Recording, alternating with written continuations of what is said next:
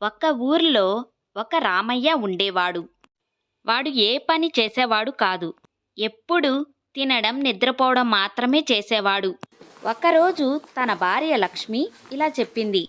ఏమయ్యో, పొయ్యి మీద అన్నం పెట్టి ఉంచాను. కొద్దిసేపు తర్వాత దించేయ్. నేను సరుకులు తీసుకొని వస్తాను. రామయ్య ఇలా అనుకున్నాడు. 5 నిమిషాలంటే ఇంకా చాలాసేపు ఉంది. కాసేపు పడుకున్నాం. అలా అనుకుంటూ నిద్రలోకి జారుకున్నాడు. కొద్దిసేపు తర్వాత లక్ష్మి ఇంటికి వచ్చింది. ఏమయ్యో, లేవయ్యా, నాకు ఆకలేస్తుంది. అన్నం తిన్నాం. ఇద్దరూ అన్నం తినడానికి కూర్చున్నారు. ఇంకేముంది, అన్నం అంతా మాడిపోయి బొగ్గులా అయిపోయింది. అది చూసి లక్ష్మి కోపంగా, నువ్వు పొద్దున్న లేచినప్పటి నుండి కాళ్ళు చేతులు లేనివాడిలా అలా కూర్చొనే ఉంటావు. అన్నం చూడమంటే సరిగ్గా చూడలేకపోయావు. ఒక్క పని కూడా సరిగ్గా చెయ్యవు. ఇట్లాగైతే సంసారం సాగేదెట్లా? లక్ష్మి మాటలకి రామయ్య చిరాకు పడుతూ, నేను ఏ పని చెయ్యలేదా? ఉదయం నుంచి 100 ఈగల్ని చంపాను తెలుసా? పక్కింటి పుల్లమ్మ ఆ దారిలో వెళ్తూ ఈ మాటలు వినింది. ఆమె అనుకునింది, అమ్మో, 100 మందిని చంపాడట. ఆ మాట పుల్లమ్మ మరొకరికి చెప్పింది. ఆమె ఇంకొకరికి, వాళ్ళు ఇంకొకరికి. అలా అలా ఒక్క రోజులోనే ఈ విషయం ఊరంతా తెలిసిపోయింది. ఈ మాటలు ఒక సైనికుడు విన్నాడు. ఆ సైనికుడు వెళ్ళి ఆ సైనికుడి ద్వారా వీరేంద్రరాజుకి చెప్పాడు. వీరేంద్రరాజు ఆశ్చర్యపోయి, ఏంటి, ఒక్క రోజులో 100 మందిని చంపాడా? అలాంటి వ్యక్తి మన రాజ్యంలో ఉండాలి. వెళ్ళండి, ఆ వీరుణ్ణి తీసుకురండి అని రాజు వాళ్ళకి ఆజ్ఞాపించాడు. సైనికులు రామయ్య ఇంటికి వచ్చారు. సైనికులు ఇలా చెప్పారు. మిమ్మల్ని తీసుకొని రమ్మని రాజుగారు చెప్పారు. పదాండి. నన్నా? ఎందుకు? నేనేం చేశాను? అని సైనికుల్ని అడిగాడు. అప్పుడు సైనికులు, మీరు ఒక్క రోజులోనే ఒంటి చేత్తో 100 మందిని చంపారట. అప్పుడు రామయ్య, నేను ఎవరినీ చంపలేదు. మీరు ఎవరో అనుకొని నా దగ్గరికి వచ్చారు. మీరు తొందరగా రండి, రాజుగారు మీకోసం ఎదురు చూస్తున్నారు. అక్కడికి వెళ్తే ఏమవుతుందో తెలీదు. ఇక్కడ నేను వెళ్ళకపోతే వీళ్ళు నన్ను వదలరు. అని అనుకొని రామయ్య, మీరు ముందు వెళ్ళండి, నేను వెంటనే వస్తున్నాను అని చెప్పగానే సైనికులు అక్కడి నుండి వెళ్ళిపోయారు. రామయ్యకి గుర్రం ఎలా తోలాలో తెలియక తన దగ్గర ఉన్న పిన్నీసు తీసుకొని గుర్రంపై గట్టిగా గుచ్చాడు. అంతే, ఆ గుర్రం నొప్పి తట్టుకోలేక రాజుగారి కోట దగ్గరకు వేగంగా దూసుకు వెళ్ళింది. ముందుగా వెళ్ళిన సైనికులందర్నీ దాటిపోయింది. అదే సమయంలో వీరేంద్రరాజు అంతఃపురం పైభాగంలో తిరుగుతూ ఉన్నాడు. ఆ గుర్రం మీద మెరుపులా దూసుకు వస్తున్న రామయ్యను చూసి ఆశ్చర్యపోయాడు. అప్పుడు రాజు అన్నాడు. ఆహా, ఏమి వేగం! ఇంత వేగంగా వెళ్లే సైనికుణ్ణి నేనింతవరకు ఎప్పుడూ చూడలేదు. నీలాంటి వాడు నాకు ఎంతో అవసరం. అలా రామయ్య రాజుగారి దృష్టిలో మహావీరుడయ్యాడు. అప్పుడు రాజు అన్నాడు. ఒట్టి చేతలతో 100 మందిని చంపిన మహావీరుడా! రాజ్యాన్ని దొంగలు దోచుకుంటున్నారు. సైనికుల్ని తీసుకో, దొంగల్ని పట్టుకో, లేదా చంపేయి. రామయ్య లోపల భయపడినా బయటికి గట్టిగా మాట్లాడుతూ, ఈ మాత్రం దానికి సైనికులు ఎందుకు మహారాజా? నేనే వెళ్ళి ఆ దొంగల్ని పట్టుకొని వస్తాను అని చెప్పి ఇంటికి వెళ్ళాడు. తన భార్యతో ఇలా అన్నాడు. చూడు లక్ష్మి, ఈ రోజుతో నా పని అయిపోయినట్టే. నాకేదైనా అయితే పిల్లలు జాగ్రత్త. నువ్వు నేను వెళ్ళగానే పెట్టి సర్దుకొని వెళ్ళిపో అని చెప్పాడు. రాత్రికి మంచి గుమగుమలాడే బిర్యానీ చేయించుకొని మూట కట్టుకొని బయలుదేరాడు.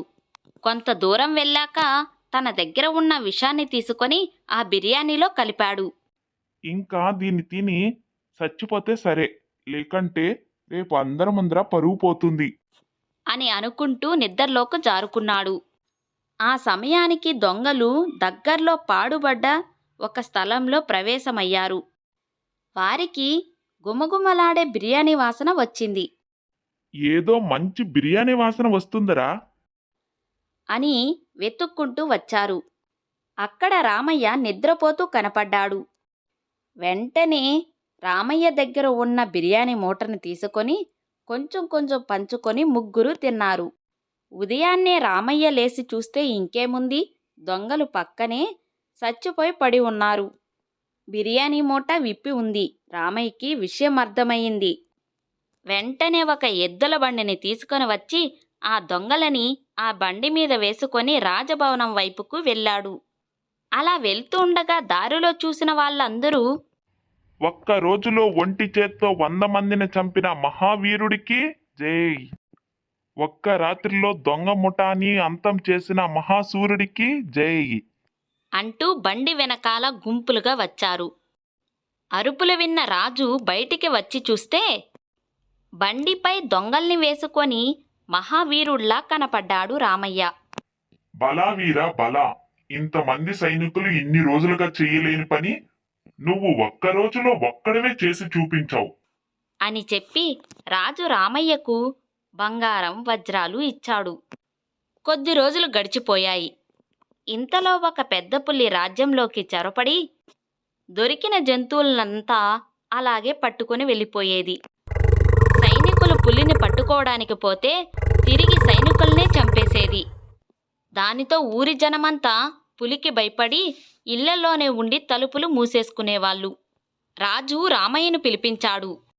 ఒక్క చేత్తో 100 మందిని ఒక్క రాత్రిలో దొంగ ముఠాని అంతం చేసిన మహావీరుడా, నీకు తెలియంది ఏముంది? రాజ్యంలోకి ఒక పెద్ద పులి వచ్చి ప్రజలందరినీ ముప్పు తిప్పల పెడుతుంది. నీకు ఎంతమంది సైనికులు కావాలో తీసుకొని పో, కానీ దాన్ని మాత్రం వదలొద్దు అని అన్నాడు. ఆ మాటలకు భయపడిన రామయ్య భయాన్ని లోపల దాచుకొని పెద్ద మనగాడిలా ఈ మాత్ర దానికి సైనికులెందుకు మహారాజా, నేను ఒక్కడనే వెళ్ళి పట్టుకొని వస్తాలేండి అని చెప్పి ఇంటికి వెళ్ళాడు. చూడు లక్ష్మి, ఇక నా పని అయిపోయినట్టే. నాకేదైనా అయితే పిల్లల్ని బాగా చూసుకో, నువ్వు పుట్టింటికి వెళ్ళిపో అని భార్యతో చెప్పి గుర్రం ఎక్కి బయలుదేరాడు. అది అమావాస్య. చుట్టూ చీకటి. దారిలో ఏ ఒక్కరూ కనిపించరు. రామయ్య భయంతో ఆ గుర్రాన్ని ఒక చెట్టుకు కట్టి ఆ చెట్టు కిందనే దుప్పటి కప్పుకొని పడుకున్నాడు. అర్ధరాత్రి అయ్యింది. ఆ పెద్ద పులి ఊరంతా తిరిగి తిరిగి అలిసిపోయింది. కోళ్ళు మేకలతో సహా లోపల పెట్టి తాళాలు వేసుకున్నారు. 4 రోజుల నుండి ఆ పులికి ఏమీ దొరకలేదు. ఆ పులి చాలా నీరసంగా అయిపోయింది. అడుగు తీసి అడుగు వేయలేక నెమ్మదిగా నడుస్తూ రామయ్య పడుకున్న చెట్టు దగ్గరికి వచ్చింది. ఆ పెద్ద పులిని చూడగానే గుర్రం భయపడుతూ తాడు తెంపుకొని ఊరిలోకి పరిగెత్తింది.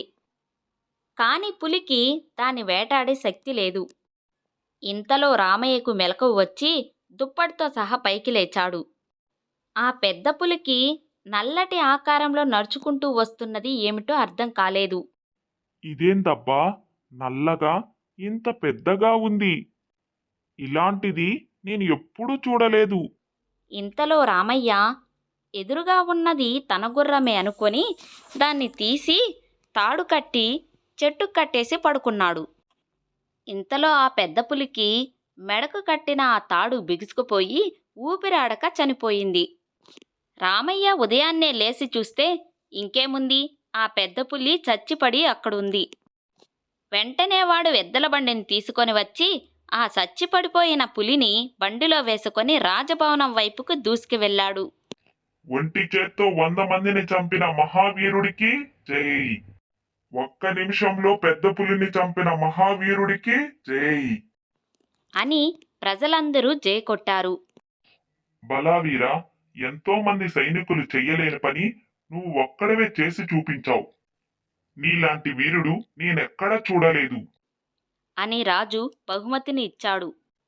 అలా కొద్ది రోజులు గడిచిపోయాయి. ప్రభు, పక్క రాజ్యం రాజు మనపై యుద్ధానికి సిద్ధంగా ఉన్నాడు. ఇదిగో లేఖ పంపించాడు. మర్యాదగా వచ్చి రాజ్యాన్ని రాసిస్తావా, లేదా నాతో యుద్ధానికి వచ్చి ప్రాణాలు వదిలేస్తావా? మంత్రి రాజు దగ్గరకు వచ్చి చెప్పాడు. రాజుకి ఏం చేయాలో అర్థం కాలేదు. అటుపక్క సైన్యం పెద్దది, గెలవడం చాలా కష్టం. అలా అని లొంగిపోదామా అనుకుంటే అవమానం కన్నా చావడమే మేలు. అలా అనుకుంటూ ఉండగా ఆ సమయంలో రాజుకి రామయ్య గుర్తుకు వచ్చాడు. ఒట్టి చేత్తో 100 మందిని, ఒక్క రాత్రిలో దొంగల్ని, ఒక్క నిమిషంలో పులిని కూల్చిన మహావీరుడా, నీకు తెలియంది ఏముంది? పక్క రాజ్యం రాజు మనపై దండయాత్రకి వచ్చాడు. ఇది మన రాజ్యానికి గౌరవం, మర్యాద విషయం. నీకు కావాల్సిన సైన్యాన్ని తీసుకుపో. ఇదే చివరి కోరిక.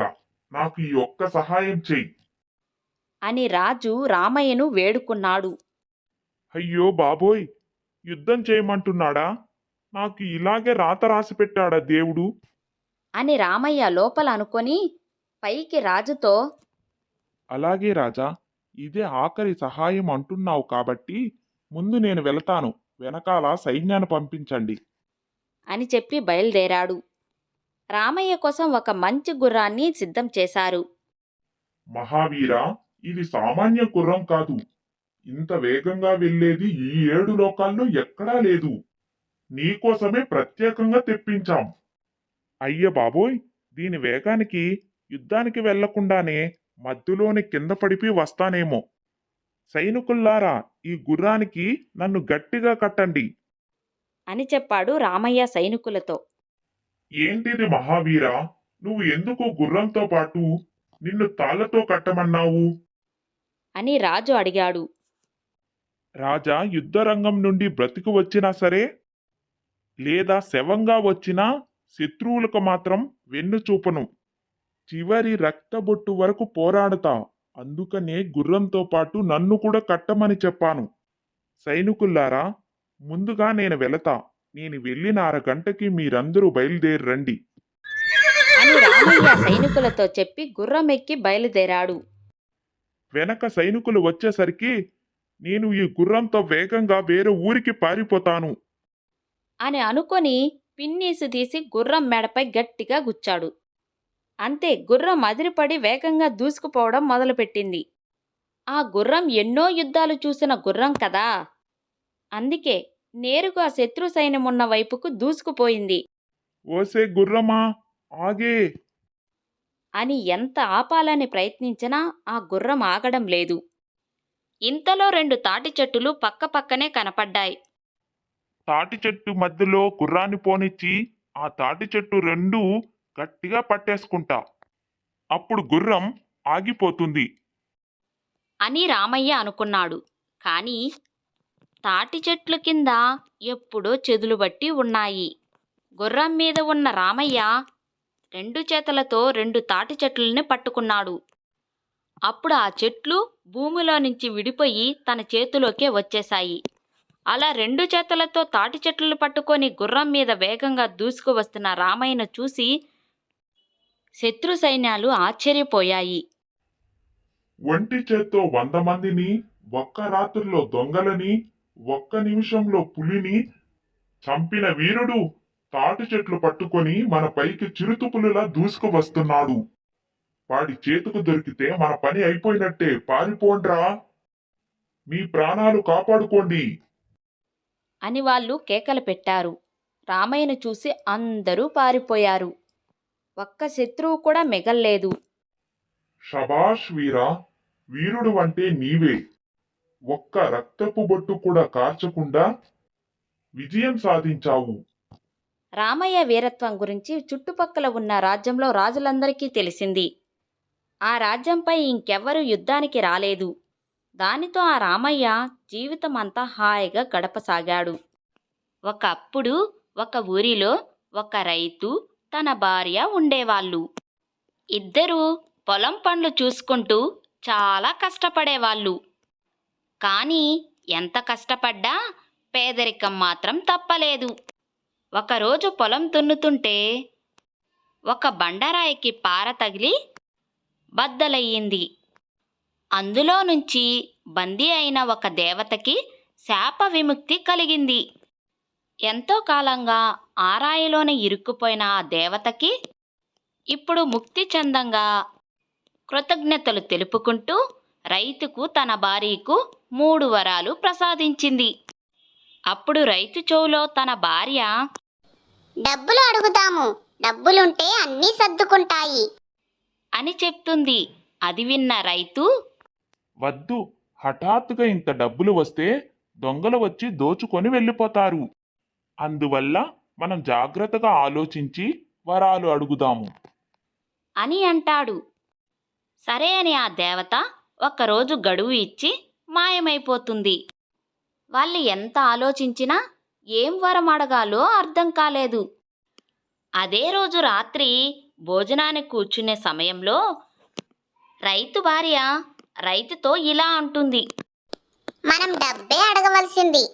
ఇప్పుడు ఆ డబ్బులతో ఈరోజు మంచి భోజనం తినేవాళ్ళం కదా అని బాధపడుతూ అంటుంది. అలా అనగానే వాళ్ళ పళ్ళ్యాలు మంచి భోజనంతో నిండిపోయాయి. అది చూసి రైతు కోపంగా అనవసరంగా ఒక వరాన్ని పాడు చేసేసావు కదా. ఇప్పుడు ఈ భోజనం తినకపోతే ఏమైంది? వెళ్ళి బీరువాలో పెట్టుకో ఈ భోజనాన్ని అని కోపంగా అంటాడు. వెంటనే భోజనం బీరువాలోకి వెళ్ళిపోయింది. ఇది చూసిన వాళ్ళిద్దరూ రెండో వరం కూడా పోయిందని కంగారులో వెంటనే బీరువా నుంచి భోజనం బయటికి రావాలని అనుకుంటారు. అలానే బీరువా నుంచి భోజనం బయటికి వచ్చి వెంటనే మాయమైపోతుంది. దానితో 3 వరాలు మాయమైపోతాయి. ఇప్పుడు వాళ్ళ దగ్గర వరాలు లేవు, మంచి భోజనం కూడా లేదు. ఇంకేమీ చెయ్యలేక ఇద్దరికిద్దరు వాళ్ళ అజ్ఞానాన్ని తలుచుకొని బాధపడుతూ ఉండిపోయారు. చూశారు కదా, నోటికి ఏదొస్తే అది అనేసి వాళ్ళు ఇద్దరూ 3 వరాలు ఉపయోగించుకోకుండా పోయారు. కనీసం మంచి భోజనం కూడా చేయలేకపోయారు. అంతా జరిగిపోయాక తర్వాత తలపట్టుకొని ఏం లాభం చెప్పండి? అందువల్ల తొందరపాటుతనం ఎవ్వరికీ ఉండకూడదు. చూశారు కదా, మన వీడియో కనుక మీకు నచ్చినట్లయితే లైక్, షేర్, సబ్స్క్రైబర్ చేసుకోండి. మరొక మంచి వీడియోతో మళ్ళీ కలుద్దాం. అనగనగనగా ఒక కూరగాయల ఊరు ఉండేది. ఆ కూరగాయల ఊరిలో మునక్కాయంత ముసలమ్మ ఉండేది.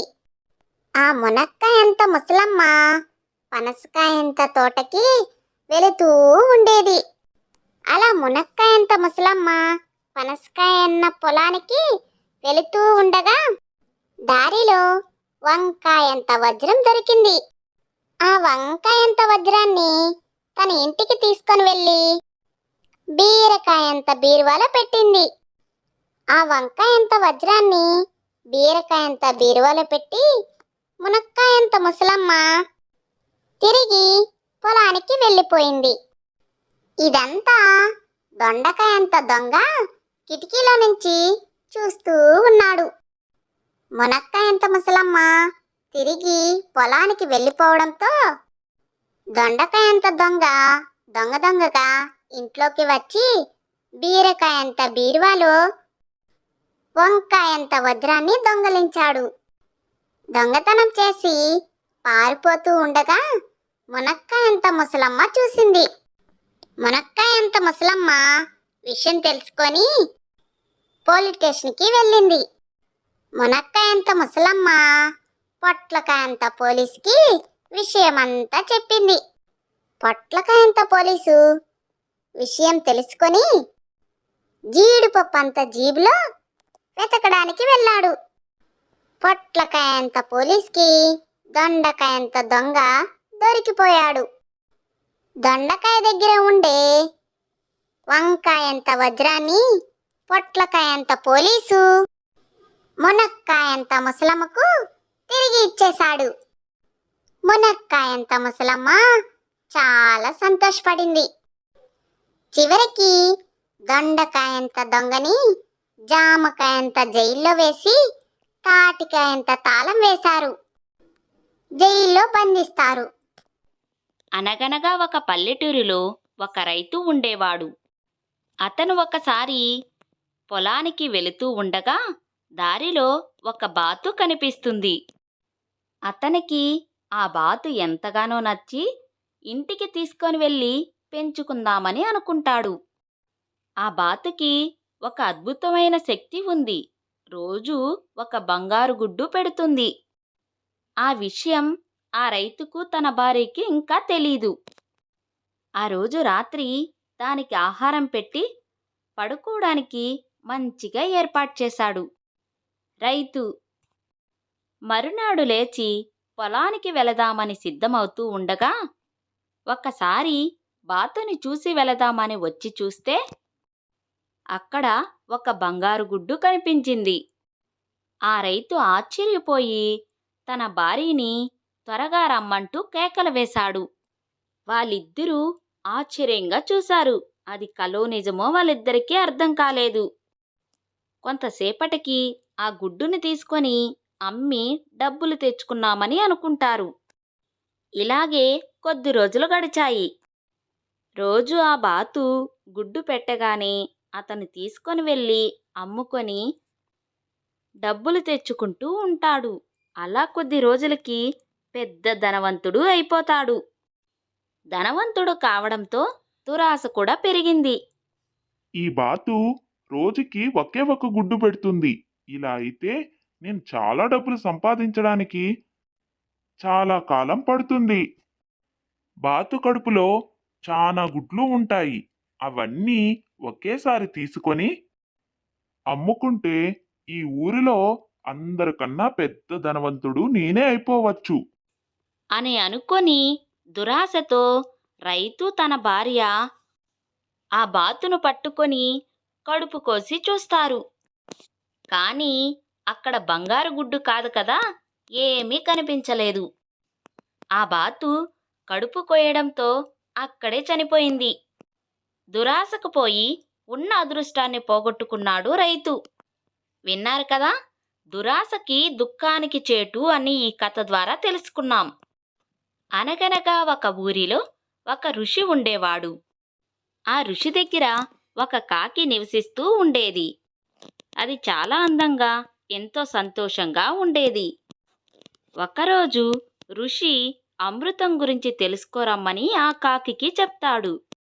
ఆ కాకి వెళ్లే ముందు ఋషివర్మలు ఇలా అంటారు.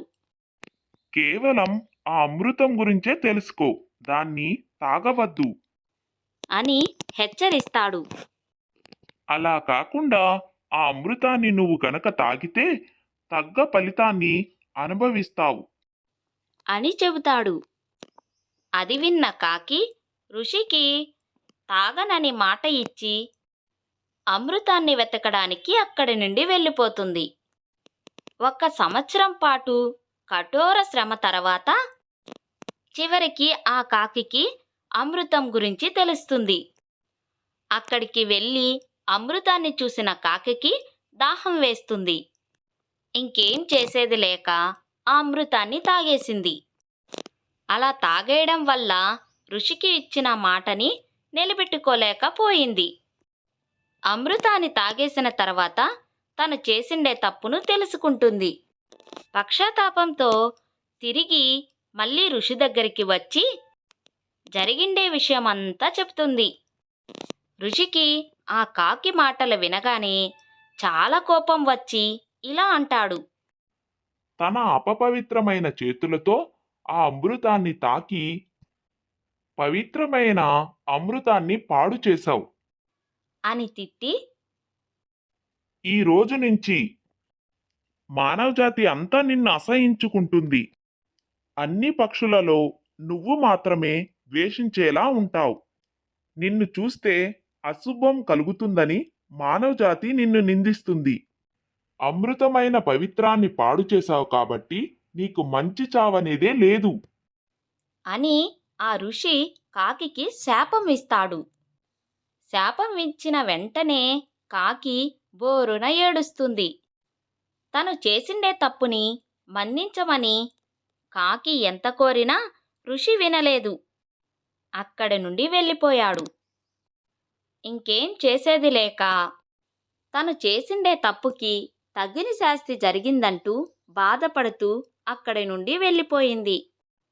అందుకనే కాకికి శాపం తగలడం వల్ల కాకి ఎదురైతే అశుభం అని చెబుతారు. కాకి ఎవరినైనా తాకినా అశుభమనే చెబుతారు. ఒక ఊర్లో సుబ్బయ్య అనే ఒక వడ్డీ వ్యాపారి ఉండేవాడు. అతను చాలా కఠిన స్వభావం గలవాడు.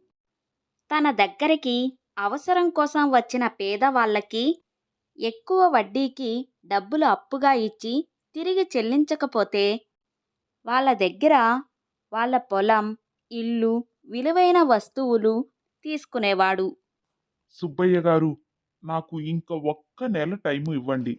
ఖచ్చితంగా మీ డబ్బులు నేను తిరిగి ఇచ్చేస్తాను. గత సంవత్సరం వర్షాలు సరిగ్గా పడక, పంట సరిగ్గా పండక మీ డబ్బులు నేను ఇవ్వలేకపోయాను. కానీ ఈసారి వర్షం బాగా పడి పంట కూడా బాగా పండింది. అందుకని నాకు ఒక్క నెల టైం ఇవ్వండి చాలు. నాకు నీ కథలేమీ అవసరం లేదు. పోయినసారి కూడా ఇలాగే చెప్పావు. అందుకనే నీ మాటలు నేను నమ్మను. అందుకే నీకు కేవలం ఒక్కరోజు సమయం మాత్రమే ఇస్తున్నాను. రేపు గనక నాకు నీ దగ్గర నుండి డబ్బులు రాకపోతే నీ పొలం నేను తీసుకుంటాను. అయ్యా, మా మీద కొంచెం దయ చూపండి. దయతో వ్యాపారం నడవదు. అందుకే రేపటికంతా నా డబ్బులు నాకు కావలసిందే. ఆ ఊరికి దగ్గర్లో ఉన్న ఒక గ్రామంలో రాఘవ అనే ఒక దొంగ ఉన్నాడు. రాఘవ అందరు దొంగల్లా కాకుండా, ఇంటికి కన్నమేసేది కాకుండా చాలా తెలివిగా దొంగతనం చేసేవాడు. ఏదైనా పథకం ప్రకారం ఒక ఊరు వెళ్ళడం, అక్కడ బాగా డబ్బులున్న వాళ్ళు ఎవరో ఆరా తీయడం, వారి దగ్గర తెలివిగా దోచుకోవడం రాఘవయ్య చేసేవాడు. ఒక్కరోజు రాఘవ సుబ్బయ్య ఉన్న ఊరికి వస్తాడు. ఈ సుబ్బయ్య వేగంగా వెళ్తున్నాడు అంటే ఎవరి ఆస్తులో లాక్కోబోతున్నాడు. ఇలా ఎంతమంది దగ్గర బలవంతంగా తీసుకుంటాడో. ఇప్పటికే చాలా బంగారం, డబ్బులు గటించాడు. అయ్యో, ఈ డబ్బంతా ఆయన ఏం చేసుకుంటాడో. మరే పోనీ పిల్లలేమైనా ఉన్నారా అంటే అది లేదు. ఉన్నది ఒకే ఒక అబ్బాయి. కానీ చాలా పొదుపు మనిషి. డబ్బు దగ్గర చాలా జాగ్రత్తగా ఉంటాడు. అది చూద్దాం. నా దగ్గర ఎంత జాగ్రత్తగా ఉన్నా నా వలలో పడడం ఖాయం. రాఘవ తన భార్య లక్ష్మి చిన్న కుమారుడితో కలిసి ఆ ఊరికి వచ్చి సుబ్బయ్య ఉంటున్న ఇంటి పక్కనే ఇంకో ఇల్లు తీసుకొని ఉంటున్నాడు. ఎవ్వరికీ అనుమానం రాకుండా మంచి మనిషిలా నటించడం మొదలుపెట్టాడు. నువ్వు మా ఊరు మనిషిలా అనిపించడం లేదు. ఎవరు నువ్వు? ఏ ఊరు నుండి వచ్చావు? నా పేరు రాఘవ. ఈ చుట్టుపక్కన ఉన్న గ్రామం నుంచి వచ్చాను. మా ఊరిలో నేను పనిచేసే యజమాని ఈ మధ్యనే చనిపోవడంతో, దాంతో నాకు పని లేక ఊరూరు తిరిగి పని వెతుకుతూ ఉంటే మీ ఊరి గురించి తెలిసింది. మీ ఊరి వాళ్ళు చాలా మంచి వాళ్ళని, కొత్తగా వచ్చిన వాళ్ళను కూడా బాగా చూసుకుంటారని తెలిసి ఇక్కడే ఇల్లు తీసుకున్నాను. ఆ, మంచి పనే చేశావు. నువ్వు చక్కగా ఉంటే నీకు మా ఊరిలో ఖచ్చితంగా పని దొరుకుతుంది. కానీ నువ్వు అందరితో మంచిగా ఉండాలి. అలాగే అందర్నీ గౌరవించాలి. ఆ, అలాగేనయ్యా. నేను ఏంటో ముందు ముందు మీరే చూస్తారుగా. ఏం తాత, నడవలేకపోతున్నావా? రా, నేను రోడ్డు దాటిస్తాను. బాబూ, ఎవరు నువ్వు? ఎప్పుడు ఈ ఊర్లో నిన్ను చూడలేదు. ఏం పేరు నీది? నా పేరు రాఘవ. నేను ఈ ఊరికి కొత్తగా పని కోసం వచ్చాను. అవునా? చాలా మంచోడులా ఉన్నావు బాబూ. అబ్బా, ఎండకి ఈ నీరు తీసుకొని వెళ్ళలేకపోతున్నా. నాకు ఎవరైనా సహాయం చేస్తే బాగున్ను. ఏమమ్మా, నీకు సహాయం కావాలా? అవునయ్యా, ఎండ కదా, బాగా అలసిపోయాను. ఈ బిందిని మొయ్యలేకపోతున్నా. సరే, నాకు ఇవ్వమ్మా, నేను తీసుకొని వెళ్తాను. ఇలా రాఘవ అవసరంలో ఉన్న వారికి సహాయం చేయడం గ్రామస్తులు చూస్తూ ఉంటారు. అయ్యా, మార్కెట్కి వెళ్ళి సరుకులు తీసుకురావాల్సింది ఉందని, మీకు ఒంట్లో బాగోలేదని అమ్మగారు చెప్పారు. మీకు అభ్యంతరం లేకపోతే నేను వెళ్ళి తీసుకొని వస్తాను. సరే, అమ్మగారు చెప్పిన సరుకులన్నీ తెచ్చేయ్. ఇదిగో డబ్బులు. ఇదిగోండయ్యా, మీరు 100 రూపాయలు ఇచ్చారు. మీరు చెప్పిన సరుకులన్నీ కొనగా 31 రూపాయి మిగిలింది. ఇదిగో తీసుకోండి. అబ్బా, రాఘవ చాలా మంచివాడిలా ఉన్నాడు. నేను చెప్పిన సరుకులన్నీ తెచ్చి రూపాయితో సహా మొత్తం ఇచ్చేశాడు. కాబట్టి రాఘవను నమ్మచ్చు. ఒరే, కొత్తగా వచ్చిన వ్యక్తి చాలా మంచివాడిలా ఉన్నాడ్రా. అందరికీ అడిగి మరీ సహాయం చేస్తున్నాడ్రా. పెద్దవారి నుండి చిన్నవారి వరకు అందరికీ ఏదో రకంగా సహాయం చేశాడ్రా. నాకెందుకో సందేహంగా ఉందిరా. మరీ ఇంత మంచివాడు ఉంటాడా? కొన్నిసార్లు అతి మంచితనం కూడా అనుమానం కలిగిస్తుంది. మీరు మాత్రం అతనితో కొంచెం జాగ్రత్తగా ఉండండి. సుబ్బయ్య గారు, నాకు చిన్న వ్యాపారం చేసే అవకాశం వచ్చింది. నా దగ్గర కొంత ధనమైతే ఉంది, కానీ ఆ ధనము సరిపోదు. మీరు నాకు కొంచెం సాయం చేస్తే నేను వ్యాపారం చేసి మీ డబ్బులు తిరిగి ఇచ్చేస్తాను. అవునా? వ్యాపారానికి ఎంత డబ్బులు కావాలి? 10 లక్షలు కావాలయ్యా. మీకు నేను 3 నెలల్లో వ్యాపారం చేసి వడ్డీతో సహా తిరిగి ఇచ్చేస్తాను. 10 లక్షలా? ఇది చాలా ఎక్కువ. ఇంత డబ్బు నేను ఎవ్వరికీ కూడా ఇవ్వలేదు. నాకు తెలుసయ్యా, నేను అడిగితే మీరు కాదనరు అనే నమ్మకంతోనే మిమ్మల్ని అడిగానయ్యా. సరే, నీ మీదైతే నాకు నమ్మకం ఉంది. వీలైనంత త్వరగా డబ్బులు తిరిగి ఇచ్చేయి. ఇంత అర్ధరాత్రి వేళ వెళితే ప్రమాదం కదండి. ఉదయాన్నే వెళ్ళింటాం కదా. నాకు ఇంకో ఊర్లో మంచి ఉద్యోగం దొరికిందే. రేపు గనక వెళ్తే అది ఇంకొకరికి ఇచ్చేస్తారు. అందుకే వెళ్తున్నాం. నువ్వు మాట్లాడకుండా నాతోరా. ఇంతవరకు ఈ ఇంట్లో ఎవరూ కనపడలేదు. రాఘవా, రాఘవా, ఇదేంటిది? లోపల ఎవ్వరూ లేరు. ఎక్కడికి వెళ్ళారు? ఉదయం నేను లేచినప్పటి నుండి ఎవ్వరూ కనిపించట్లేదయ్యా. కుటుంబంతో సహా ఇల్లు ఖాళీ చేసినట్టు ఉన్నారు. అందరి దగ్గర మోసం చేసి సంపాదించి చివరకు ఆయనే మోసపోయాడు. పేదల కన్నీళ్ళు వృధా కాదు బాబూ. జీవితంలో మొదటిసారి సుబ్బయ్య తన వల్ల ఎన్ని కుటుంబాలు బాధపడ్డాయో ఆలోచించాడు. ఒరే రాములు, నీ పొలం పత్రాలు తీసుకోరా. సుబ్బయ్య గారు, మీరేనా ఇచ్చేస్తుంది? అవును రాములు, నేనే. డబ్బు కోసం చాలా మందిని మోసం చేశాను. అలా మోసం చేసి సంపాదించిన డబ్బు నా దగ్గర ఉండదు అని తెలుసుకున్నాను. నన్ను క్షమించు. మోసం చేసి రాఘవ తప్పు చేశాడు. కానీ అతని మోసం వల్ల సుబ్బయ్య తన తప్పుని తెలుసుకున్నాడు.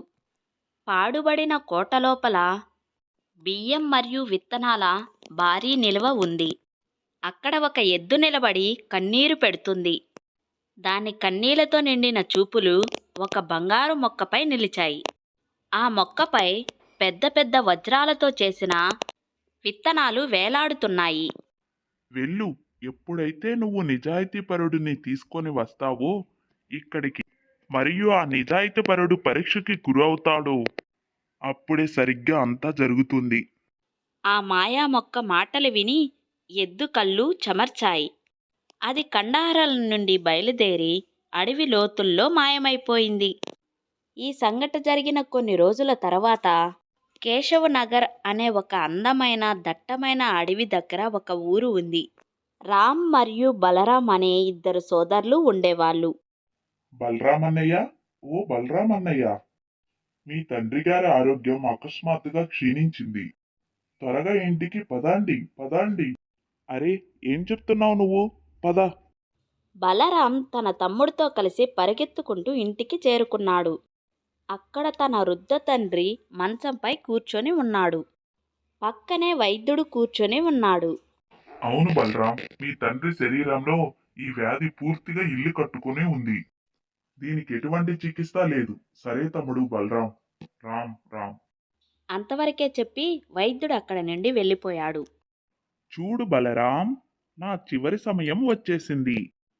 ఇక నేను ఎక్కువ రోజులు ఈ లోకంలో ఉండలేను.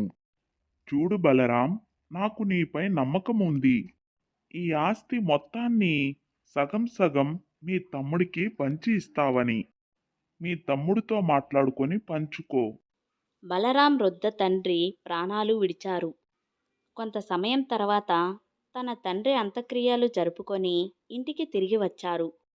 కొంతకాలం తర్వాత బలరాం భార్య రాధ తెలివైనది మరియు గయ్యాళిది. బలరాంతో ఇలా అన్నది. నాన్నగారు వెళ్ళిపోయి చాలా కాలం అవుతుంది. నాకనిపిస్తుంది మీ ఇద్దరి సోదరులు ఆస్తి పంపకం చేసుకోవాలి అని. బయటి నుండి చూడ్డానికి బలరాం చాలా మంచి వ్యక్తిలా కనిపించేవాడు.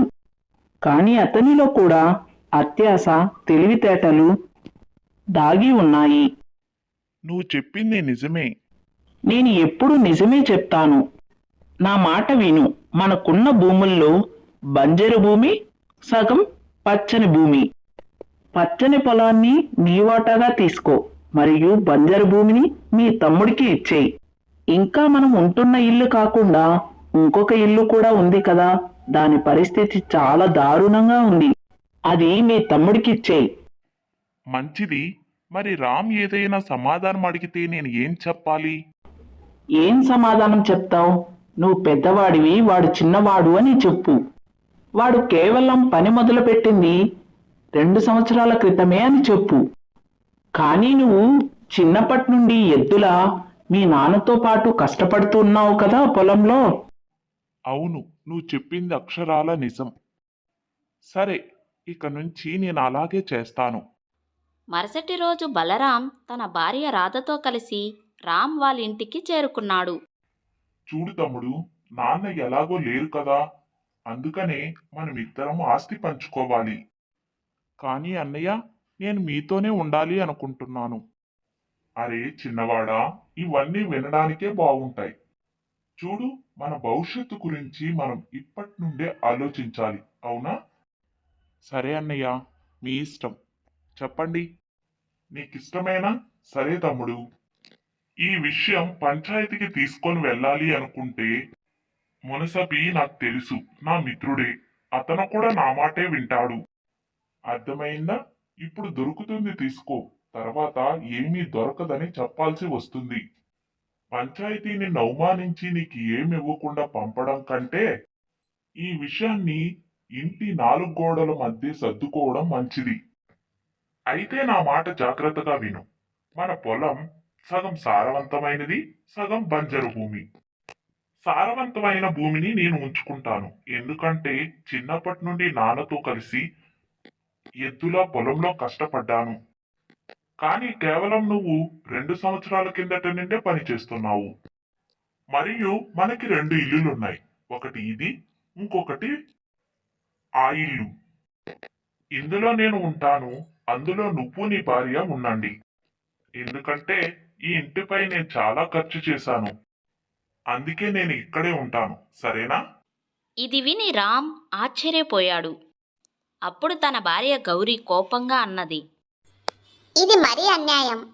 పనికిరాని వాటాని మీ తమ్ముడికిస్తున్నారు, మరియు మంచి వాటాని మీరు తీసుకుంటున్నారు.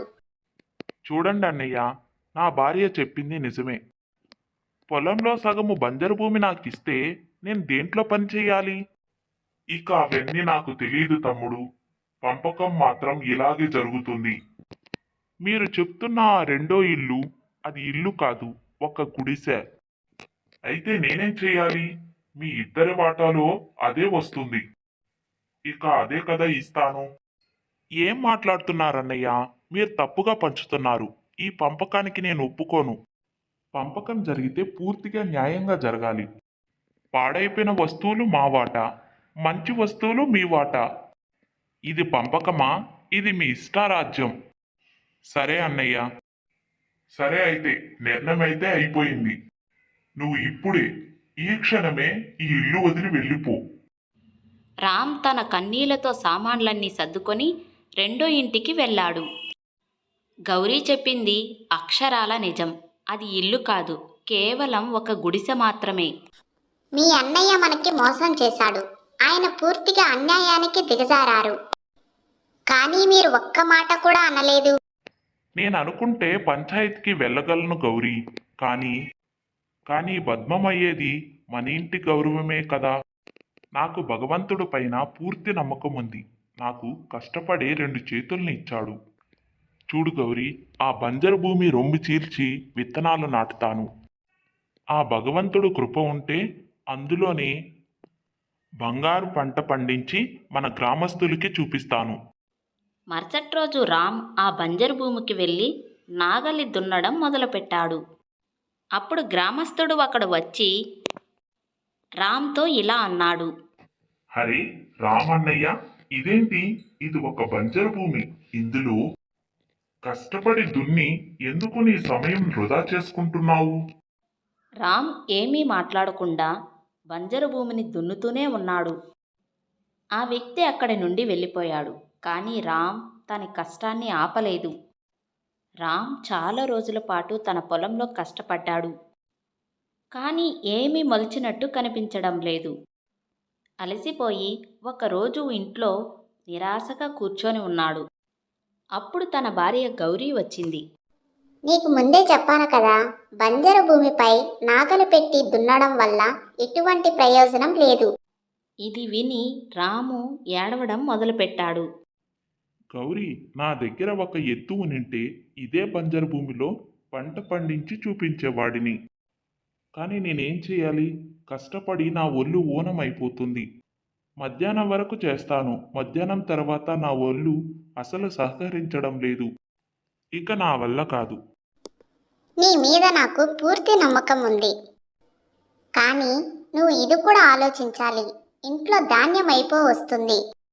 నువ్వు ఏదైనా పని లేదా వ్యాపారం మొదలు పెట్టాలి. అందులో నీ ఆదాయం మన ఇద్దరికి కడుపు నిండా 2 పూటల తిండి తినే అంత ఆదాయం రావాలి. వేరే పని లేదా? ఇంకా వ్యాపారం చేయాలంటే ధనం అవసరం. నా దగ్గర అయితే ఏమీ లేదు. నిరాశ పడకు. నువ్వు సావుకార్ వడ్డీ వ్యాపారి దగ్గరికి వెళ్ళు. మన ఊరి సావుకార్ చాలా మంచివాడు. ఆయన ప్రజలకు అప్పు ఇస్తాడు మరియు చాలా తక్కువ వడ్డీ తీసుకుంటాడు.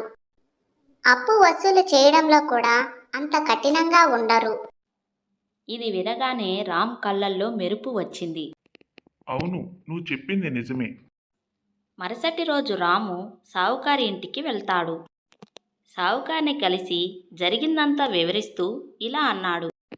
సావుకారి గారు, ఏదైనా చిన్న వ్యాపారం మొదలుపెట్టే అంత అప్పుగా డబ్బు ఇవ్వండి.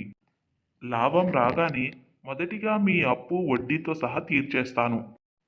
కొంచెం ఇవ్వండి చాలు. సావుకార్ రామ్కి 10 నాణ్యాలు ఇచ్చాడు. భగవంతుడి పేరు చెప్పుకొని ఏదైనా చిన్న పనిని మొదలుపెట్టు. అలాగే రేపు హరియాపురం గ్రామానికి వెళ్తాను గౌరీ. నేను అక్కడ బొమ్మలు చాలా తక్కువ ధరకి వస్తాయని విన్నాను. ఈ 10 నాణ్యాలతో కొన్ని బొమ్మలు కొంటాను మరియు కొన్ని గ్రామాలకి తీసుకొని వెళ్ళి వీటిని అమ్ముతాను. చూడు, ఏదో ఒక కొంత ఆదాయమన్నా వస్తుంది. మరుసటి రోజు రాము హరియాపూర్ గ్రామానికి చేరుకున్నాడు. బజార్లో తిరుగుతున్నాడు. అప్పుడు అతని దృష్టి ఒక ఎద్దుపై పడింది. ఒక వ్యక్తి దానిని చాలా దారుణంగా కొడుతున్నాడు. ఎద్దు కళ్ళ నుండి కన్నీరు ధారగా ప్రవహిస్తున్నాయి. అరే అరే, ఏమయ్యా, ఈ ఎద్దుని ఇంత దారుణంగా కొడుతున్నావు? ఏమైంది? అరే, ఈ ఎద్దుని నేను ఎందుకు కొడుతున్నానో నీకు తెలుసా? అడవిలో ఒక అతని దగ్గర మంచి ధరకి ఈ ఎద్దును కొన్నాను. బాగా పని చేస్తుంది అనుకున్నాను. కానీ ఎప్పుడైతే పని మొదలు పెడతామో అప్పుడు తన స్థానం నుండి అస్సలు కదలదు. పైగా ఇది మేతని అంతా తినేస్తుంది. దీన్ని కొని నాకు నష్టమే జరిగింది, నష్టం. అందుకే నాకున్న కోపాన్ని దీనిపై చూపిస్తున్నాను. ఓ భయ్యా, ఆగాగు. అదే నిజమైతే ఈ ఎద్దుని నాకిచ్చేయి. అరే, ఈ ఎద్దును ఉచితంగా ఇచ్చేసి నేను నష్టపోవాలా? నేనేమి ఉచితంగా దీన్ని కొనలేదు. నీకు అంతగా నచ్చితే నువ్వు 10 నాణ్యాలు ఇచ్చి ఈ ఎద్దుని తీసుకో. రామ్ ఆ మాటలు విని తీవ్ర ఆలోచనలో మునిగాడు. అతను ఎద్దుని చూశాడు. ఎద్దు కళ్ళల్లో ఒక ఆశ కనిపిస్తుంది. కొంతసేపు ఆలోచించిన రామ్ ఆ 10 నాణ్యాలను ఆ వ్యక్తి వ్యాపారికి ఇచ్చేశాడు. నా దగ్గర కేవలం 10 నాణ్యాలే ఉన్నాయి. నేను ఇక్కడికి బొమ్మలు కొనడానికి వచ్చాను. నీకొక మాట చెప్తాను భయ్యా, తప్పుగా అనుకోకు. నీకంటే మూర్ఖుని నేనేడ చూడలేదు. ఈ ఎద్దును కొని నువ్వు నష్టపోయే ఒప్పందం చేసుకున్నావు. కానీ నా పీడ వదిలిపోయింది. తీసుకొని వెళ్ళు. ఈ ముసలి ముప్పును మీ ఇంటికి తీసుకొని వెళ్ళు భయ్యా. అంత చెప్పి అతను అక్కడి నుండి వెళ్ళిపోయాడు. రామ్ ఆ ఎద్దుని తీసుకొని ఇంటికి వచ్చి గౌరీకి జరిగిందంతా చెప్పాడు. హే భగవంతుడా, నీకంటే పెద్ద మూర్ఖుని నేనెక్కడా చూడలేదు. 10 నాణ్యాలను ఈ పనికిరాని ఎద్దు కోసం వృధా చేశావు. ఒక ఎద్దు వల్ల మనకి ఏమి ఉపయోగం పడుతుంది? దీని యజమాని ఈ ఎద్దు పని చేయదని చెప్పాడు కదా. కానీ గౌరీ దీన్ని చాలా దారుణంగా కొడుతున్నాడు. అందుకే నేను ఆపుకోలేక 10 నాణ్యాలు ఇచ్చేసి దీన్ని తీసుకొని వచ్చాను. అయితే దీన్ని ఇప్పుడు ఏం చేస్తావు? ఊరగాయ పెట్టుకుంటావా? దీని యజమాని చెప్పాడు కదా ఇది పని చేయదు అని. అరే, అసహ్యంతో జరిగిన పని ప్రేమతో జరుగుతుంది. నువ్వేం చింతించుకు. రేపు దీన్ని మన బంజరు భూమికి తీసుకొని వెళ్తాను. మరియు దీని సహాయంతో ధాన్యం పండించడానికి ప్రయత్నిస్తాను. చివరికి నువ్వు తిరిగి తిరిగి అక్కడికే వచ్చావు. నీకు ఇష్టం వచ్చినట్టు చెయ్యి, నాకు సంబంధం లేదు. కానీ ఒకటి గుర్తు పెట్టుకో, కేవలం రేపటి వరకే బియ్యం ఉన్నాయి. గౌరీ కోపంతో అక్కడి నుండి వెళ్ళిపోయింది. మరుసటి రోజు రామ్ ఎద్దుని తీసుకొని బంజరు భూమికి చేరుకున్నాడు. ఇప్పుడు బాగుంది కదా. సరే, నిన్ను బోలా అని పిలుస్తాను. చూడు బోలా, నిన్ను ఏదైతే 10 నాణ్యాలు ఇచ్చి కొన్నాను అది నేను అప్పుగా తెచ్చుకున్నాను. నువ్వు నాకు కొంచెం సహాయం చేస్తే నేను ఆ అప్పుని తీర్చేసుకుంటాను పంట పండించి, సరేనా? రామ్ నాగలి కట్టడానికి చూశాడు. కానీ ఎద్దు తన చోటు నుండి కదలడం లేదు. అరే, నీకేమైంది? ఎందుకు ఈ చోటు నుండి కదలడం లేదు? నడుబయ్యా, నడువు. రామ్ రోజంతా ప్రయత్నించాడు కానీ ఎద్దు ఏమీ చేయలేదు. సాయంత్రం అలసిపోయి ఆ ఎద్దుని అతను తీసుకొని ఇంటికి వచ్చాడు. గౌరీ రామ్ మొహం చూసి రామ్తో ఇలా అన్నది. ఏమైంది? నీ ఎద్దు నీ పొలమంతా దున్నేసిందా? మొహం చూస్తే చాలా వాడిపోయి ఉంది. రాము ఏం మాట్లాడలేదు. తన కళ్ళ నుండి నీళ్లు వచ్చాయి. రామ్ మరుసటి రోజు కూడా ఎద్దును పొలానికి తీసుకొని వెళ్ళాడు. కానీ ఎద్దు కదల్లేదు. రామ్ నిరాశగా ఇంటికి సాయంత్రం తిరిగి వచ్చాడు. గౌరీ కళ్ళల్లో కన్నీళ్లు ఉన్నాయి. ఈరోజు ఉదయం నుండి నేను ఆకలితో ఉన్నాను. ఇంట్లో ధాన్యం అయిపోయింది. ఇప్పుడు ఏం చేయాలో చెప్పు. నీ అన్నయ్య ముందు చేతులు చాచాలా? ఏ అన్నయ్య అయితే మనల్ని మోసం చేసి అన్నీ లాక్కున్నాడో ఆ అన్నయ్య దగ్గరకా? రామ్ కళ్ళ నుండి కూడా కన్నీరు వచ్చాయి. రామ్ బయట ఇంటి ముందు కూర్చొని చాలాసేపు ఏడ్చాడు. అర్ధరాత్రి అయింది. రామ్ వైపు ఎద్దు చూస్తూ ఇలా మాట్లాడింది. నీ పరిస్థితిని చూస్తుంటే చాలా జాలిగా ఉంది రామ్. నేను నీకు సహాయం చేయాలనుకుంటున్నాను. అరే భగవంతుడా, నేను ఏం చూస్తున్నాను? ఒక ఎద్దు మనిషి భాషలో ఎలా మాట్లాడుతుంది? హే భయ్యా, ఎవరు నువ్వు? భయపడకు. నీకు నేనేమీ నష్టం చెయ్యను. నీకు సహాయం చేయాలనుకుంటున్నాను. ఎలా మాట్లాడుతున్నానో అని మాత్రం అడగకు. నేను నీకు సహాయం చేయగలను అన్న మాత్రం అర్థం చేసుకో. రాము వెంటనే గౌరీని పిలిచి జరిగిందంతా చెప్పాడు. హే భగవంతుడా, ఒక ఎద్దు మనిషి భాషలో ఎలా మాట్లాడుతుంది? చూడు రామ్, ఈ ఎద్దుని ఎక్కడి నుండి తెచ్చావో అక్కడే వదిలిపెట్టిరా. వద్దు, భగవంతుడి కోసం అలా చెయ్యకండి. నా పాత యజమాని నన్ను చాలా దారుణంగా కొట్టి చంపేస్తాడు. వద్దు వద్దు అలా చెయ్యకండి. నాకు ఒక అడవి చిరునామా తెలుసు. అక్కడ ఒక మాయా విత్తనాలు దొరుకుతాయి. ఒకవేళ ఆ మాయా విత్తనాలు మీ బంజరు భూమిలో నాటితే తర్వాత దాని మాయని నువ్వు చూడు. గౌరీ, ఒక్కసారి దీని మాట వింటే తప్పేముంది? తర్వాత మన తలరాతలు మారిపోవచ్చు. సరే. అయితే సరే, నీ తాడు ఇప్పేస్తాను. నాతో రండి. మీకు మాయా విత్తనాలు ఈ కండారలోనే దొరుకుతాయి. రామ్ మరియు గౌరీ ఎద్దుతో కలిసి కండారలోకి వెళ్ళారు. లోపలికి వెళ్ళి రామ్ కింద చానా విత్తనాలు చల్లి ఉండడం చూశాడు. బాబోయ్, నేలపై మొక్కలు, ధాన్యం, చెట్లు మొలవడం చూశాను. కానీ ఇక్కడ విత్తనాలు మొలుస్తున్నాయి. నేను ఇది మొదటిసారి చూస్తున్నాను. అద్భుతం కదా గౌరీ? రామ్, చూడు, ఈ విత్తనాలు రంగురంగులతో మెరుస్తున్నాయి కూడా. అప్పుడే గౌరీ దృష్టి ఒక పెద్ద మొక్కపై పడింది. అది పూర్తిగా బంగారంతో చేయబడింది మరియు దానిలో వజ్రాలతో మెరుస్తున్న విత్తనాలు మొలుస్తున్నాయి. ఇది చాలా విచిత్రమైన మొక్క. అవును, దీని వెనక కూడా ఒక రహస్యం ఉంది. కానీ ఆ రహస్యం మీకు ఇప్పుడు చెప్పలేను. కానీ సమయం వచ్చినప్పుడు ఖచ్చితంగా చెప్తాను. రామ్ కొన్ని విత్తనాలు తీసుకున్నాడు. తర్వాత గౌరీ రామ్ ఎద్దుతో కలిసి ఇంటికి చేరుకున్నారు. ఇప్పుడు ఈ రాత్రే నువ్వు ఈ విత్తనాలని నీ బంజరు భూమిలో నాటు. ఇక ఇంటికి పదండి.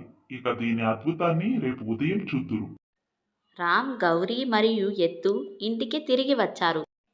మరుసటి రోజు రామ్ మరియు గౌరీ పొలానికి వెళ్ళారు. ఆ ఇద్దరు దృశ్యాన్ని చూసి ఆశ్చర్యపోయారు. ఎందుకంటే పొలమంతా అందమైన పచ్చని పొలాలతో నిండిపోయింది. అరే గౌరీ, గౌరీ, మన బంజరు భూమి మొత్తం పచ్చగా పంటతో నిండిపోయింది. దీని అర్థం ఎద్దు చెప్పింది నిజమే. నన్ను క్షమించు.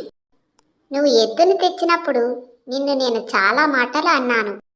చూడు రాము, ఈ పంట పూర్తిగా పక్కానికి వచ్చింది. పద, కోసి అమ్మేద్దాం. రామ్ మరియు గౌరీ కలిసి కష్టపడి పంటను కోయడం మొదలుపెట్టారు.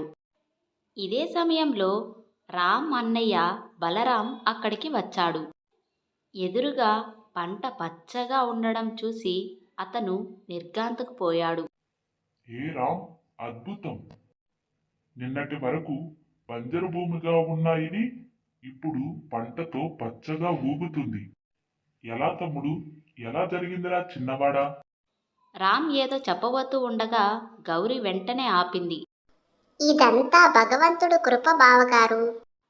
రామ్ పంటను మంచి ధరకు అమ్మేశాడు మరియు గౌరీ చేతిలో ఎక్కువ ధనాన్ని పెట్టాడు. గౌరీ అది చూసి చాలా సంతోషించింది. రామ్, ఊరిలో ఒకటే గోల మొదలయ్యింది. ఒకే రాత్రిలో పంట ఎలా వచ్చిందా అని. అవును, పెద్దన్న అడిగినప్పుడు నేను నిజం చెప్పేబోయాను. మీ పెద్దన్నయ్యకు ఈ మాయ ఎద్దు గురించి చెప్పకండి, లేదంటే దీన్ని కూడా లాక్కోవడానికి ప్రయత్నిస్తారు. బహుశా నువ్వు చెప్పింది నిజం గౌరీ. సమయం ఇలాగే గడిచిపోతూ ఉంది మరియు రామ్ ప్రతి నెల ఎద్దుతో కలిసి అడవికి వెళ్ళేవాడు. అక్కడి నుండి మాయా విత్తనాలు తెచ్చి తన బంజరు భూమిలో నాటేవాడు. మరుసటి రోజే అతని పొలంలో పంట సిద్ధంగా ఉండేది. చూస్తుండగానే రామ్ రోజులు మారిపోయాయి మరియు అతను ధనవంతుడు అయ్యాడు. ఈ విషయం తన అన్న బలరాంకి అస్సలు నచ్చలేదు. అసలు ఏం జరుగుతుందో అర్థం కావడం లేదు. బంజరు భూమిలో రామ్ ఒకే రాత్రిలో అంత పంట ఎలా పండించగలడు? ఇందులో ఏదో మంత్రం ఉంది. నాకు అనిపిస్తుంది మీ తమ్ముడికి ఏదో మాయ శక్తి దొరికింది.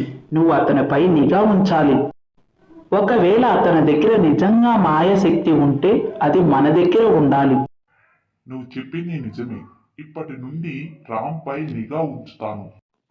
అకస్మాత్తుగా ఒకరోజు గౌరీ ఆరోగ్యం క్షీణంగా పాడైపోయింది. రామ్ ఒక వైద్యుణ్ణి తీసుకొని ఇంటికి వచ్చాడు. రాము, నీ భార్య చాలా తీవ్రమైన వ్యాధితో బాధపడుతుంది. నన్ను క్షమించు, కానీ దీనికి చికిత్స ఈ లోకంలోనే లేదు. ఈమె కేవలం కొన్ని రోజుల అతిథి అని మాత్రం అర్థం చేసుకో. అలాంటి మాటలు అనకండి వైద్యులు గారు, అలా అనకండి. శాంతించు, శాంతించు. నా చేతుల్లో ఏమీ లేదు. నీ భార్యని బాగా చూసుకో. రామ్ ఇరిగిన మనసుతో కుప్పకూలిపోయాడు. బయట కూర్చొని వెక్కి వెక్కి ఏడవడం మొదలుపెట్టాడు. అప్పుడు ఎద్దు అక్కడికి వచ్చింది. ఎందుకు ఏడుస్తున్నావు రామ్? అసలు ఏమైంది? రామ్ జరిగిందంతా ఎద్దుకు చెప్పాడు. పరీక్ష సమయం వచ్చినట్టుంది. ఏం పరీక్ష? కొంత సమయం తర్వాత తెలుస్తుంది. నీ భార్యను తీసుకొని అడవికి రా నాతో. అడవికా? అక్కడ మాయా విత్తనాలు ఉన్నాయి కదా? అవును, ఆ మాయా విత్తనంలో ఒక విత్తనం. ఆ విత్తనం తినిపిస్తే ఆ రోగి పూర్తి ఆరోగ్యవంతుడు అవుతాడు. ఏంటి, నువ్వు నిజమే చెప్తున్నావా? అవును, నేను నిజమే చెప్తున్నా. నాతో రా. రాము తన భార్యని తీసుకొని ఎద్దుతో పాటు అడవికి బయలుదేరాడు. కానీ ఈ దృశ్యం దూరం నుండి తన పెద్దన్నయ్య బలరాం చూస్తున్నాడని తెలియదు. బలరాం వెంటనే పరిగెత్తుకుంటూ వెళ్ళి తన భార్యకు జరిగిందంతా చెప్పాడు. అంటే ఇప్పటి వరకు జరిగిన అద్భుతాలన్నీ ఆ మాయా విత్తనాలు అన్నమాట. పదండి, మనము వారిని వెంబడిద్దాం. బలరాం మరియు రాధ రహస్యంగా ఎద్దును రామును వెంబడించారు. కొద్దిసేపటి తర్వాత రామ్ మరియు గౌరీ కండహారంలోకి చేరుకున్నారు. అక్కడ కొన్ని ప్రత్యేక మొక్కలు మొలుస్తున్నాయి. అక్కడ చూడు రామ్, అక్కడ నీకు ఒక మొక్క కనిపిస్తుంది కదా? అవునవును, అది ఒక బంగారు మొక్క. దానికి వజ్రాలు విత్తనాలు ఉన్నాయి. అవును, దాన్ని జాగ్రత్తగా చూడు. అవును, ఆ వజ్రాల మొక్క దగ్గర ఒక సాధారణ మొక్క కనిపిస్తుంది. ఆ, ఇందులో నిజంగానే ఒక సాధారణ మొక్క కూడా ఉంది. ఇప్పుడు నా మాట జాగ్రత్తగా విను. ఈ విత్తనాలు గనక నీ పొలంలో నాటితే మరుసటి రోజు నీ పొలంలో లెక్కలేనన్ని వజ్రాలు మొలుస్తాయి. మరియు ఈ ప్రపంచంలోనే అత్యంత ధనవంతుడు అవుతావు. కానీ నువ్వు దీనికి విరుద్ధంగా ఆ సాధారణ మొక్కని తీసుకొని నీ భార్యకి తినిపిస్తే ఆమె రోగ విముక్తురాలు అవుతుంది. కానీ ఆ తర్వాత నువ్వు ఈ వజ్రాల విత్తనాల్ని ఉపయోగించలేవు. చివరికి ఈ మాయా విత్తనాలను కూడా నువ్వు వాడలేవు. రాము ఇది విని తీవ్ర ఆలోచనలో పడ్డాడు. నా భార్య లేనప్పుడు ఈ కుప్పల కొద్దీ ధనం, ధాన్యం, సంపద, వైభోగం ఇవన్నీ నాకెందుకు? నేనేం చేసుకుంటాను? లేదు లేదు లేదు, నేను నా భార్యను ఆరోగ్యంగా చూడాలనుకుంటున్నాను. గుర్తుంచుకోరాం, ఆ మొక్కని నీ భార్యకి తినిపించగానే ఇక్కడున్న మాయా మొక్క, వజ్రాలు, మాయా విత్తనాలు అన్నీ మాయమైపోతాయి. మరియు ఈ కండహర సాధారణంగా మారిపోతుంది. రామ్ ఆ మాయా మొక్క దగ్గరికి వెళుతూ ఉండగా అక్కడికి బలరాం మరియు రాధ కత్తులతో అక్కడికి చేరుకున్నారు. అరే రామ్, నీకు ఆ ఎద్దుకు జరిగిన మాటలన్నీ విన్నాను. ఆ మాయా విత్తనాన్ని పడేయ్, చొప్పున పడేయ్, నడు. ఒకవేళ ఈ మొక్కని నువ్వు గౌరీకాన తినిపిస్తే ఇక్కడున్న మాయా విత్తనాలన్నీ మాయమైపోతాయి. దాన్ని నేను ఎట్టి పరిస్థితిలోనూ సహించలేను. పడేరా త్వరగా, తొందరగా పడేయ్. మాకు ఆ మాయా విత్తనాలన్నీ కావాలి. అన్నయ్య, కొన్ని రోజులు మాత్రమే నా భార్య అతిథి. ఆమె నన్ను వదిలి వెళ్ళిపోవాలని కోరుకుంటున్నారా? చెప్పండి. నీ భార్యతో నాకేం సంబంధం? నాకు ధనం కావాలి, మనుషులు కాదు. ఒకవేళ నువ్వు ఒక్క అడుగు ముందుకు వేసినా నీ గొంతును కత్తితో కోసేస్తాను. వెనక్కి వెళ్ళు. అన్నయ్య, ధనం కోసం నన్ను కూడా చంపేస్తారా అన్నయ్య? అవును, నిన్ను కూడా చంపేస్తాను. ఆ తర్వాత బలరాం రాధతో ఇలా అన్నాడు. పద రాధా, ఈ మూర్ఖుడు ఏదైనా మూర్ఖపు పని చేయకముందే మనం ఈ బంగారు మొక్క విత్తనాలన్నీ పీకేద్దాం. రేపు మన పొలంలో వజ్రాలే వజ్రాలు కనిపిస్తాయి. మనం ఈ ప్రపంచంలోనే అత్యంత ధనవంతుడు అయిపోతాం. పద, త్వరగా పద. బలరాం మరియు రాధ ఆ బంగారు మొక్క వైపు వెళ్లారు. ఇద్దరూ మొక్కను తాకగానే అకస్మాత్తుగా వాళ్ళకి మంటలు అంటుకున్నాయి. మరియు వాళ్ళ శరీరాలు అక్కడికక్కడికే కాలి బూడిదైపోయాయి. అప్పుడే అక్కడికి ఒక సాధువు ప్రత్యక్షమయ్యారు. ఇది సాధ్యం కాదు రామ్. వీళ్ళిద్దరికీ మాయా మొక్క సరైన విధంగానే శిక్షను విధించింది. వీళ్ళు అత్యాశతో మరియు చెడు ఉద్దేశంతో ఈ మొక్కను తాకారు. వీళ్ళ అంతం ఇలాగే జరగాలి. రామ్ కళ్ళల్లో కన్నీరు కారాయి. రామ్ తన చేతులు వణుకుతూ ఉండగానే ఆ మొక్కని తీసి తన భార్యకి తినిపించాడు. గౌరీ ఆ మొక్కని తినగానే లేచి నిలబడింది.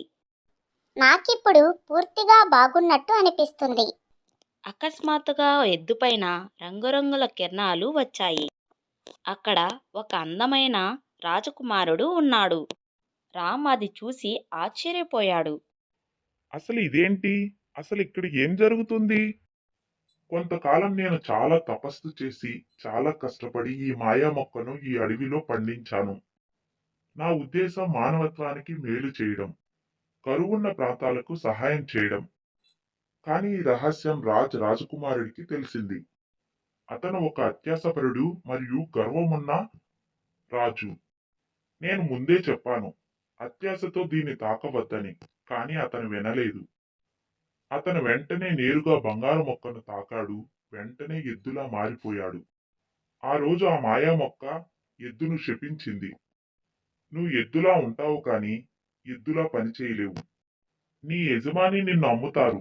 ఎప్పుడైతే అత్యాసం లేని ఒక వ్యాపారు నిన్ను కొని ఈ రహస్యాన్ని తెలుసుకుంటాడో, అప్పుడు కూడా తన ధనం కంటే తన కుటుంబాన్ని ఎంచుకుంటాడో, అప్పుడే నీకు శాప విముక్తి కలుగుతుంది అని.